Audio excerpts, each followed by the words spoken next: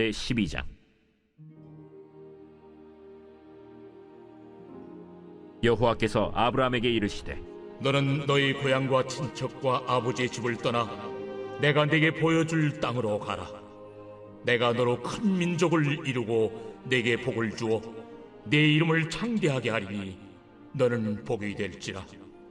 너를 축복하는 자에게는 내가 복을 내리고 너를 저주하는 자에게는 내가 저주하리니 땅의 모든 족속이 너로 말미암아 복을 얻을 것이라. 이에 아브라함이 여호와의 말씀을 따라갔고 롯도 그와 함께 갔으며 아브라함이 하란을 떠날 때에 75세였더라. 아브라함이 그의 아내 사레와 조카 롯과 하란에서 모은 모든 소유와 얻은 사람들을 이끌고 가나안 땅으로 가려고 떠나서 마침내 가나안 땅에 들어갔더라. 아브라함이 그 땅을 지나 세겜 땅 모레 상수리 나무에 이르니 그때 가나안 사람이 그 땅에 거주하였더라. 여호와께서 아브라함에게 나타나 이르시되 내가 이 땅을 내 자손에게 주리라. 자기에게 나타나신 여호와께 그가 그곳에서 제단을 쌓고 거기서 베델 동쪽 산으로 옮겨 장막을 치니 서쪽은 베델이요 동쪽은 아이라.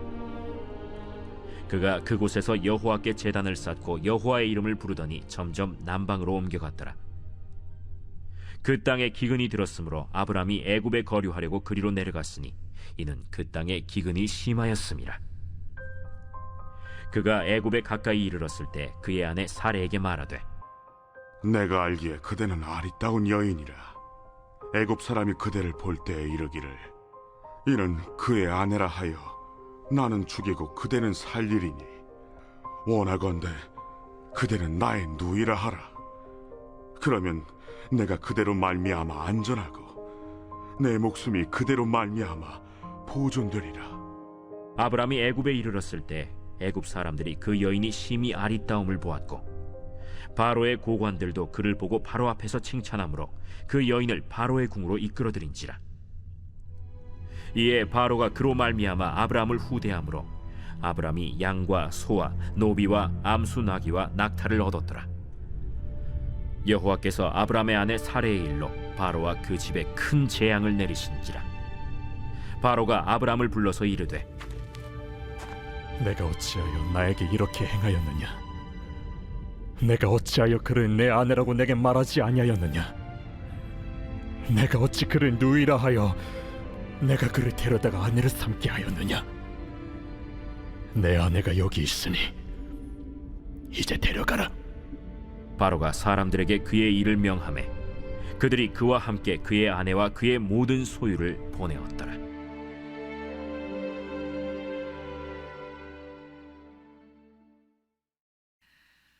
창세기 12장부터 믿음의 조상 아브라함의 이야기가 나오고 있습니다.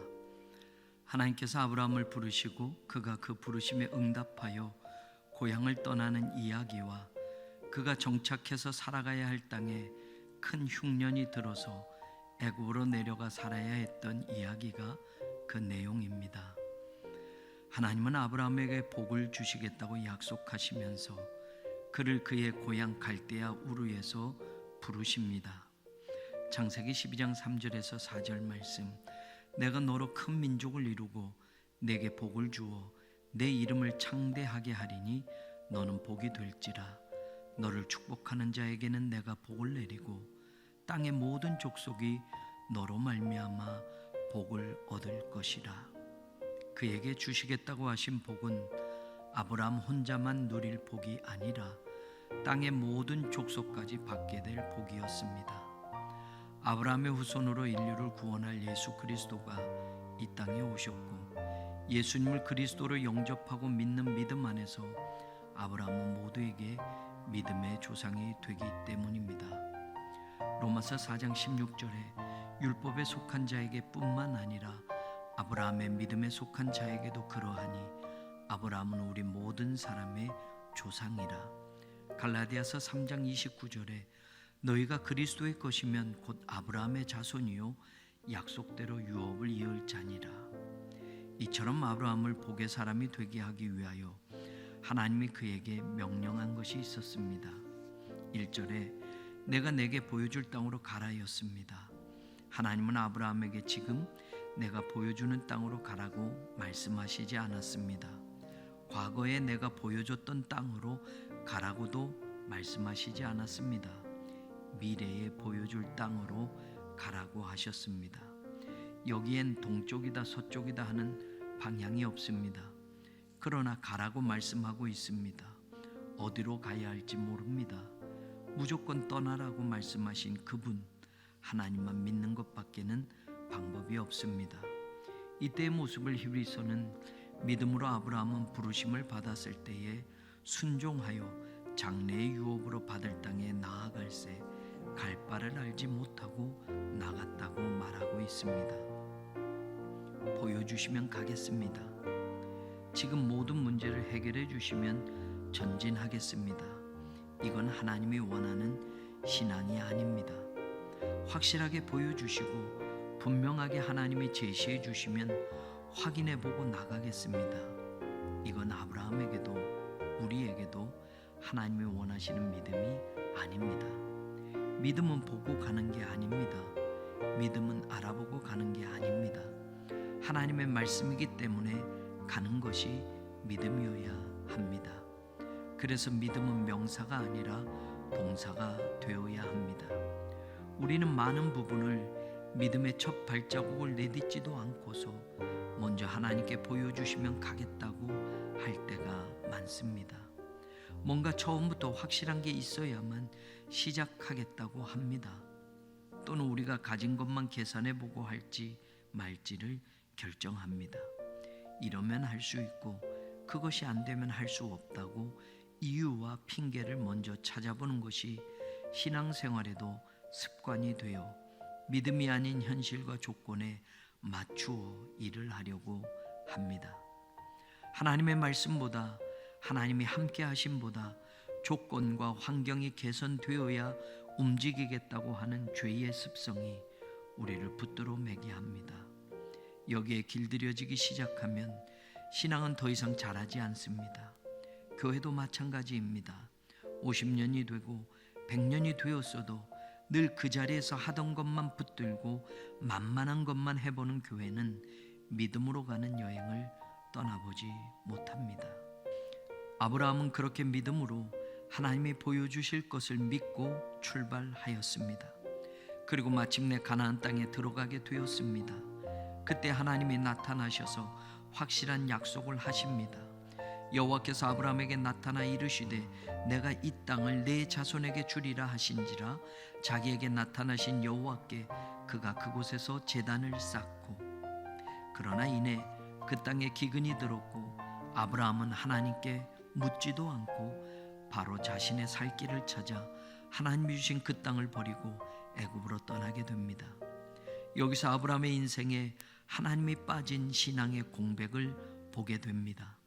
우리가 살아가는 삶의 시간과 공간에는 하나님의 말씀이 자리해야 하고 그 말씀에 대한 순종이 보여져야 합니다. 그런데 아브라함이 하나님이 주시는 땅을 기근 때문에 뒤로 하고 애굽으로 내려간 그때에는 아무것도 보이지 않고 있습니다. 기근이 찾아온 가나안 땅이 위기가 아니라 잘 살 수 있을 것 같아 피하여 온 땅 애굽이 인생의 위기가 되었습니다. 아내 사레가 아름다워 애굽 사람들의 눈에 띄었고 바로 왕까지 알게 되었습니다. 아브라함은 자신을 죽이고 아내 사레를 빼앗길까 봐 두려웠습니다. 그리고 거짓말로 아내를 누이라 하며 그 위기를 모면해 보려 했습니다. 그런데 일은 더 커졌고 아내는 바로의 첩이 될 상황까지 이르렀습니다. 하나님이 손을 쓰시지 않는다면 아브라함은 아내 사레를 바로의 아내로 빼앗기게 될 뻔하였습니다.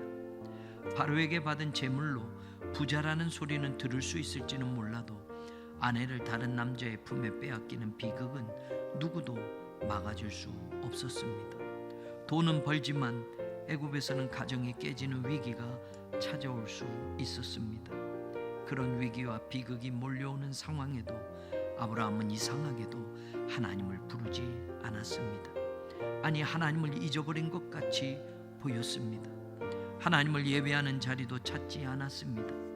아브라함에게서 보는 애굽에서의 삶은 총체적으로 하나님 부재의 삶이었습니다.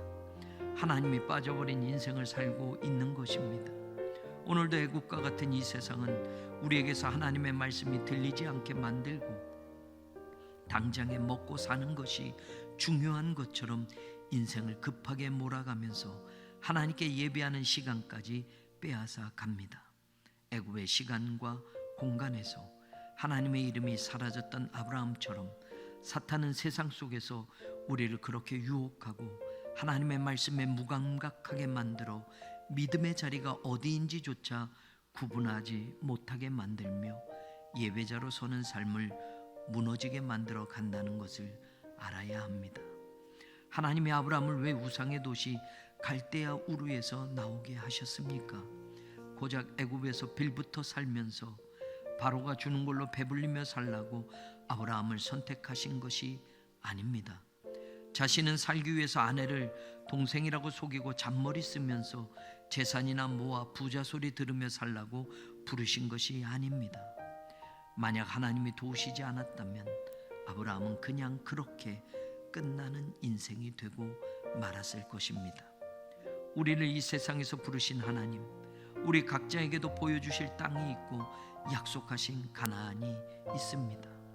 어떤 경우에도 애굽으로 내려가는 우리가 되어서는 안 됩니다. 아브라함처럼 하나님의 약속을 버리고 내가 선택하고 생각하고 결단한 방법으로 하나님의 일을 그르치는 어리석은 하나님의 자녀들이 되지 않기를 바랍니다. 가장 중요한 예배를 잃어버리고 하나님을 만나는 일을 경하게 여기는 사람들이 되지 않기를 소망합니다.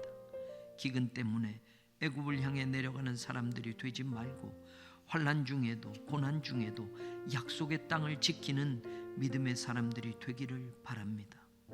바로 그 땅에 하나님은 새로운 꿈을 꾸게 하시고 새로운 삶을 이어가게 하셔서 우리와 우리의 자손들이 믿음의 유산을 이어가며 주님이 오시는 날까지 복음 전파의 사명을 감당하게 하실 것입니다. 바로 그 땅에서 우리들의 가정과 자녀들이 하나님이 주시는 복을 누리며 복의 사람으로 살아가는 복된 여정이 시작된다는 것을 잊지 않기를 소망합니다.